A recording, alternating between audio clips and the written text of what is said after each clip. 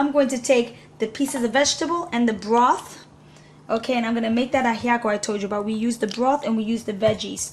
Okay, we use a little bit of each one of them. The plantain, the pumpkin, the malanga, the yuca, the potato. And we take it all and we squash it up. And I'm going to show you in a minute what we do with it. But we'll take all this right here and place it down. I'm going to get a fork. So we eat it with a spoon. Okay, I'm going to get a fork and I'm going to go ahead and do something like this. Okay, and ajiaco is actually a soup style that even sometimes it has some meat in it, and they eat meat with this. We place this all together like this and we mix it up. This is like an ajiaco.